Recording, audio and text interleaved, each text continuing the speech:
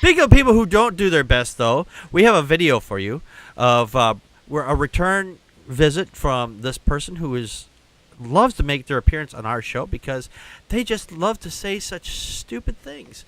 And we're going to show you the video right now. The mark of the beast today is the rainbow flag.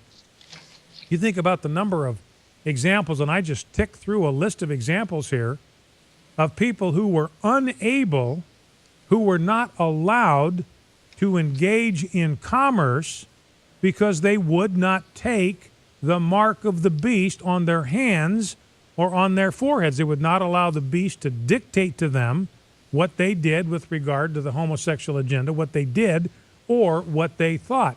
A story today about Hands On Originals T-shirt company in Lexington, Kentucky, of all places. They have been found guilty of violating the discrimination ordinance because they would not print T-shirts that proclaimed a message that they found morally offensive. Now, they got this gay pride group got their T-shirts printed someplace else, but that wasn't enough for them. They came after this Hands On Originals T-shirt, got the local Human Rights Commission, whoever they are, to find that they had broken the law. So now they're prepared to be saddled with some kind of a fine. They have been ordered that the next time a gay group walks in the front door of your business, you got to do whatever they ask you to do. So that's just slavery. You know, when you are ordered to do work against your will, what do we call that? I mean, that's slavery. That's what Tammy Bruce calls it. It's just a form of slavery. When you're compelled to do work against your will, that's what it is. And if you're compelled to do work against your conscience, that's tyranny. And that's what these people have been told, and they've been ordered. They got 30 employees. They've been ordered. They all got to go through sensitivity training, got to go through brainwashing re-education camp and get their mind straight. So unless they're willing to do that, they will not be allowed to engage in commerce. They've got to take the mark of the beast on their hands. They got to make the T-shirts that the gay lobby says you got to make, and they have to take the mark of the beast on their foreheads. Even the way they think has to be realigned with what is politically correct. Oh, Brian Fucktard Fischer, everybody. Jesus Christ. He thinks that the flag, the rainbow flag, is the mark of the beast. And he said it right there, which is completely stupid because the fact is that no one is forcing them to do anything. What they are forcing them to do, in a matter of fashion, is to not be a fucking bigot, and you have to treat everybody equally. That's not forcing. That's just called being a goddamn decent fucking human being. Joe, your thoughts? I thought that the rainbow was God's promise not to flood the world. If it's the mark of the beast, which is it? I mean, I'm just going by what Scripture says. I you know. Right. I mean, I saw a multicolored sash the other day, and I was like, oh man, like, that's just the devil.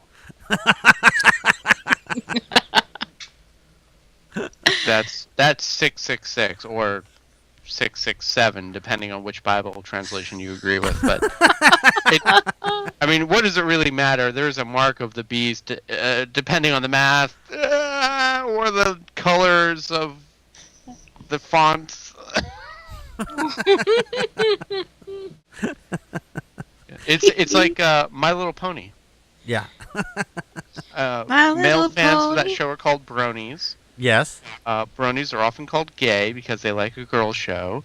My Little Ponies dance on rainbows. Therefore, Satan!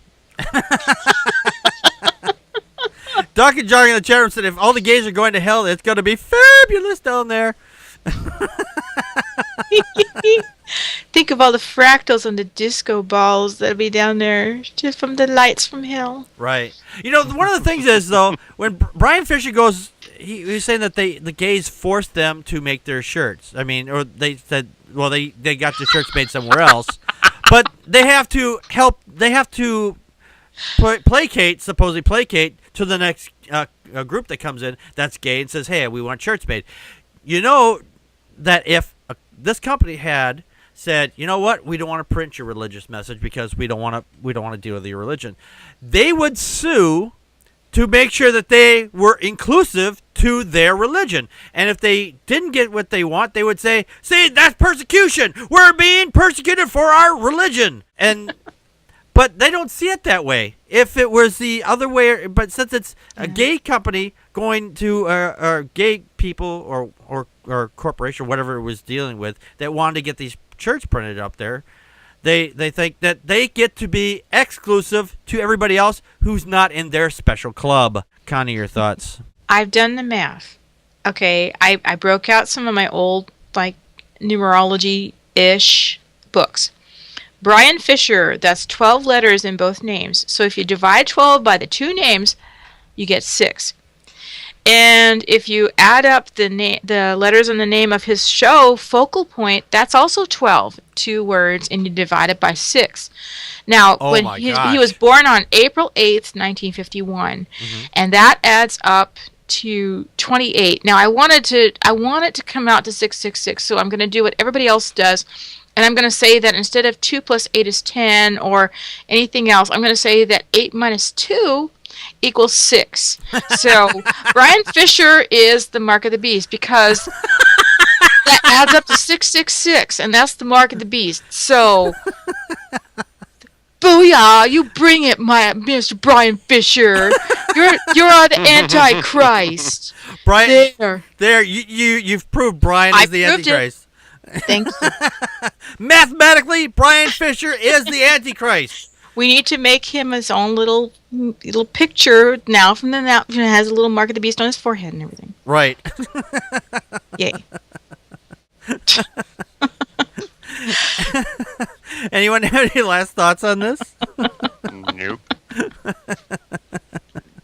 Please make sure that he looks fabulous. Yeah, make sure he looks fabulous. What's that?